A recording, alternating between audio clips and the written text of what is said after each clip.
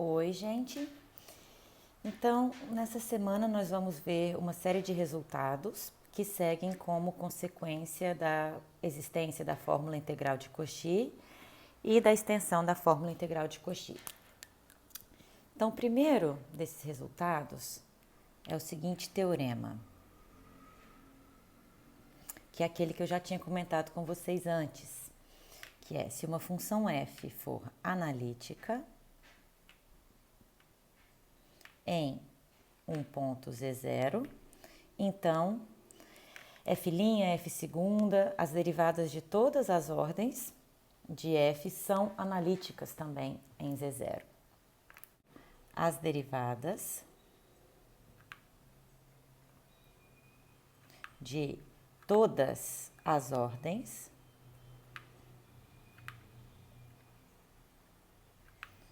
de f são analíticas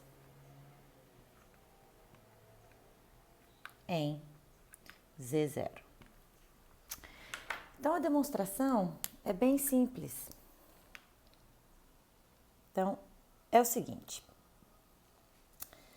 Bom, suponha que a nossa função seja analítica, então, em z0. Bom, isso significa que f é analítica em uma vizinhança de z0, certo? Então, f é analítica para todo z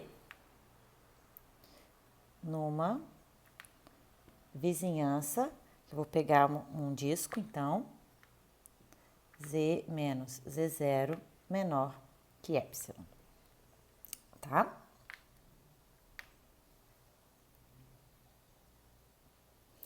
E aí, o que nós fazemos? Nós tomamos uma circunferência centrada em z0 de raio epsilon sobre 2, então está inteiramente contida nessa vizinhança. Então, vamos pegar aqui, tá? Vou chamar de C0 orientado positivamente. Então, seja C0 a circunferência módulo de z menos z0 igual a epsilon sobre 2, orientado positivamente. Ok, então f é analítica ao longo de C0 e na região interior, né? A C0. Então, f é analítica ao longo de C0 e na região interior.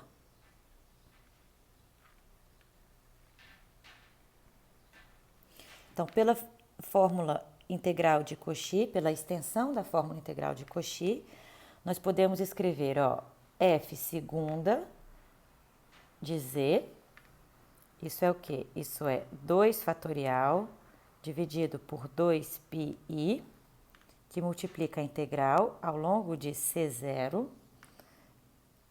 fs sobre s menos z elevado a 3 dz. E isso podemos fazer para todo z aqui dentro, para todo z nessa região interior.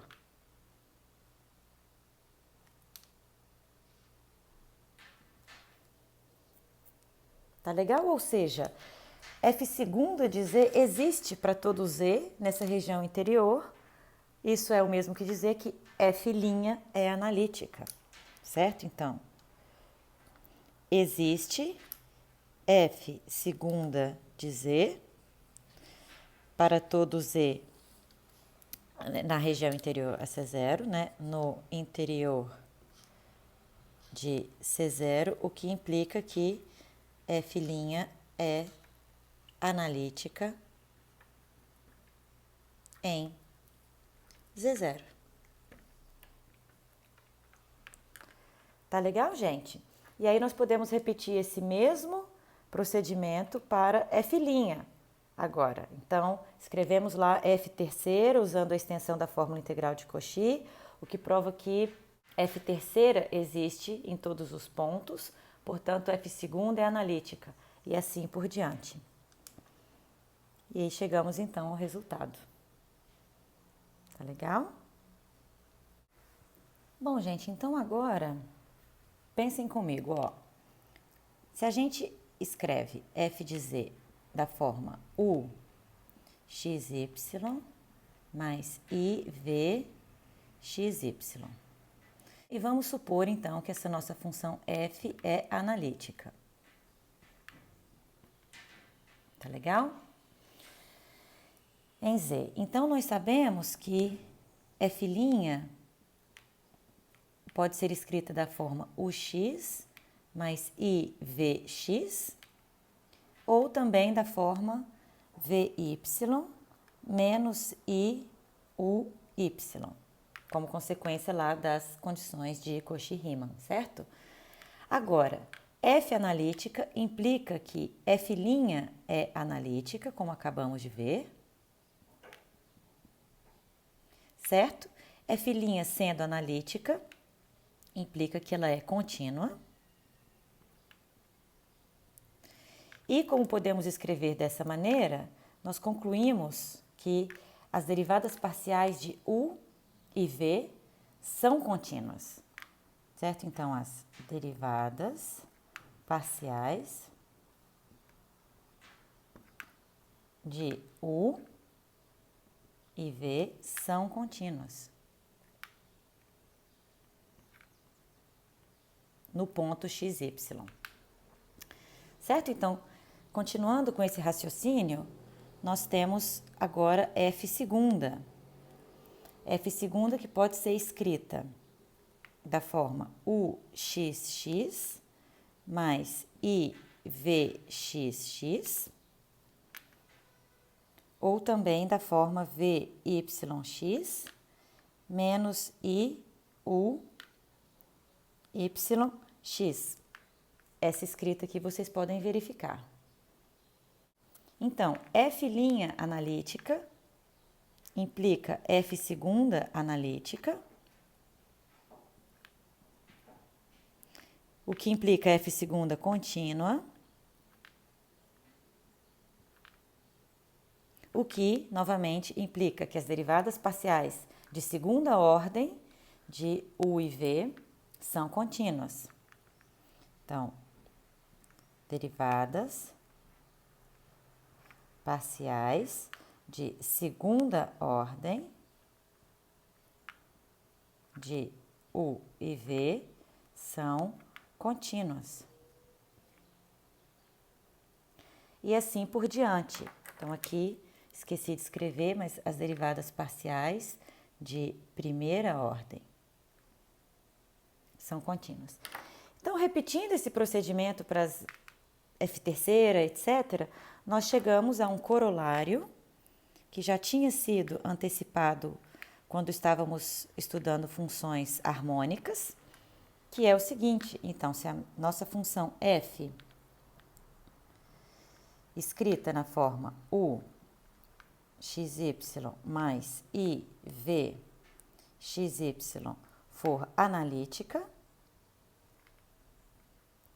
então as derivadas parciais de todas as ordens das funções u e v são contínuas no ponto xy. Tá bom? Analítica em z igual a x mais iy, então as derivadas parciais de u e v de todas as ordens são contínuas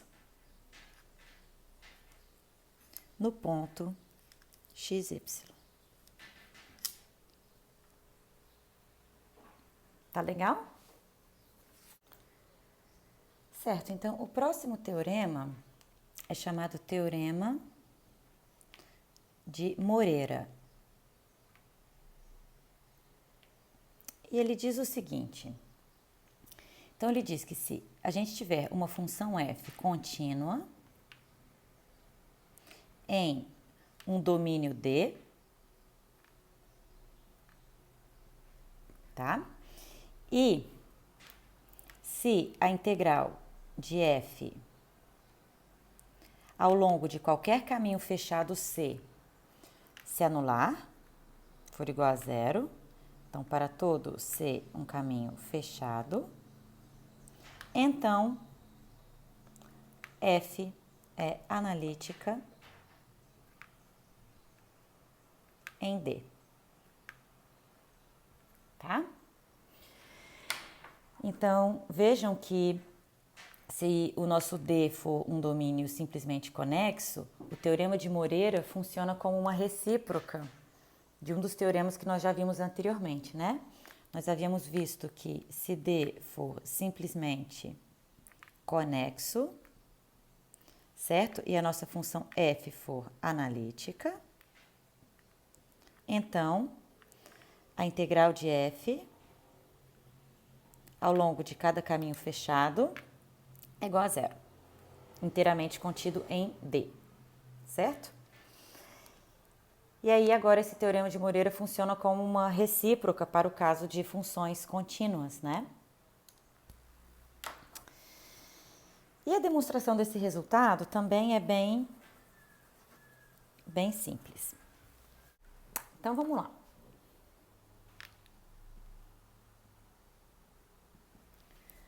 Bom, então, se a integral de f ao longo de qualquer caminho fechado inteiramente contido em D se anula, nós temos, pelo teorema das antiderivadas, que existe uma primitiva para essa função f, certo? Então, se a integral de f ao longo de qualquer caminho fechado C se anula, então o teorema das antiderivadas, que nós vimos há algumas aulas,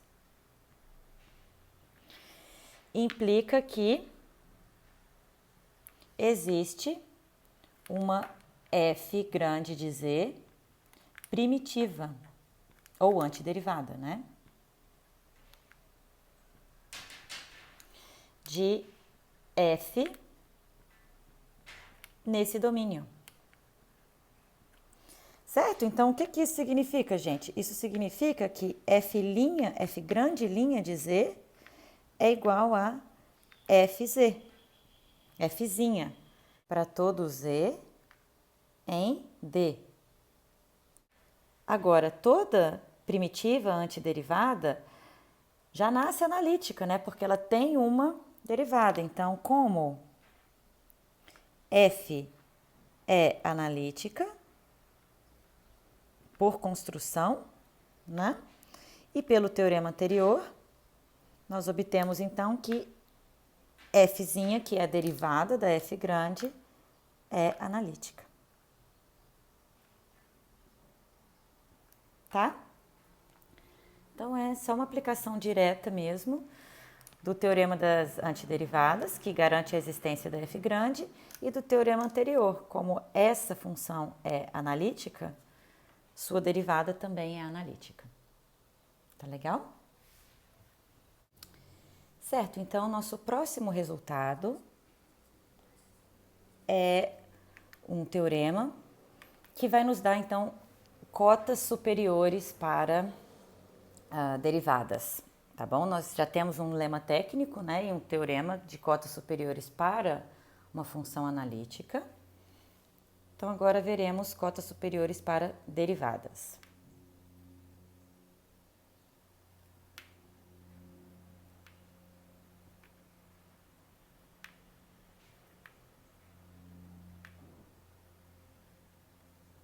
Tá legal? Então vamos lá.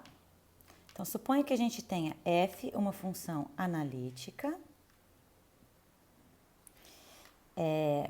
ao longo de CR, que é uma circunferência, então centrada em Z0, de raio R, orientada positivamente, e na região interior. Em CR e na região interior.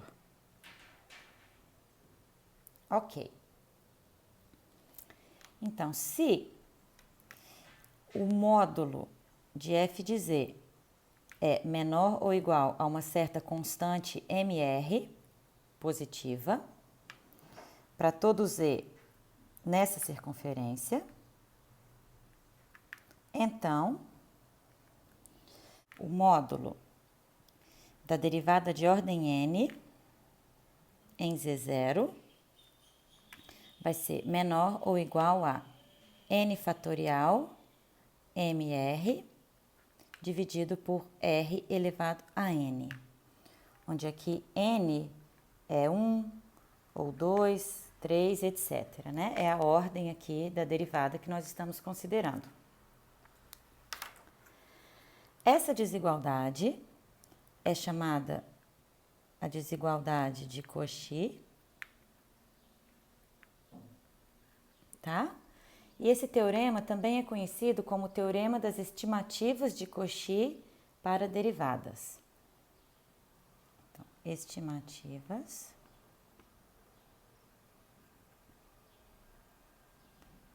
de Cauchy para derivadas. Tá legal? Então, vamos ver a demonstração, que é bem simples e é uma consequência direta da extensão da fórmula de integral de Cauchy para derivadas. Então, nós sabemos que nessa situação, nós podemos escrever a derivada de ordem n em z0. Isso é o quê? Isso é n fatorial dividido por 2πi, que multiplica a integral de f de z sobre z menos z0 elevado a n mais 1 ao longo de CR. Certo? Então, nossa situação é, nós temos aí o Z0 e esse CR, circunferência centrada em Z0 de raio R. Beleza. Ok. Então, o módulo de Fn,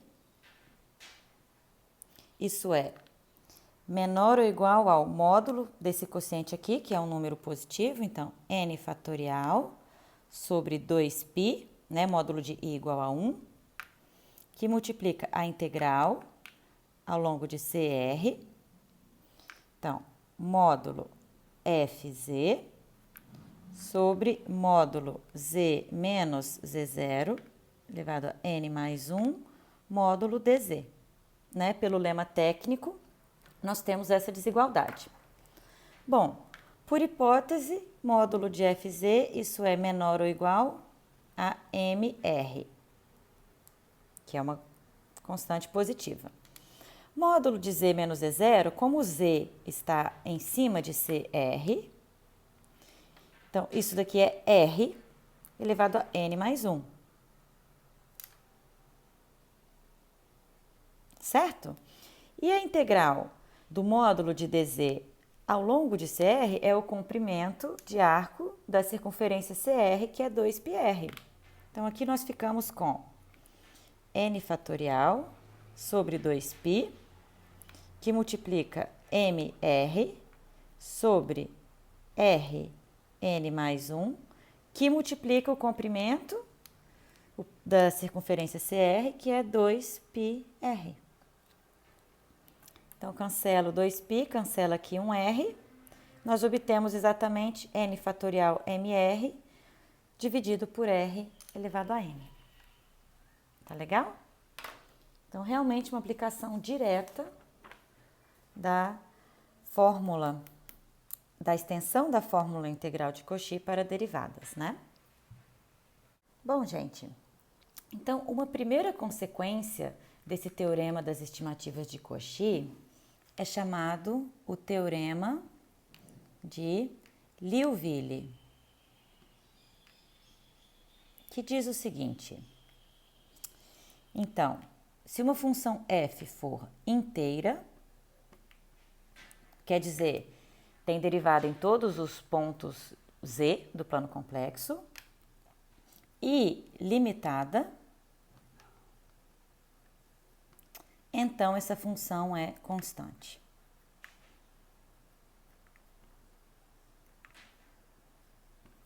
Certo?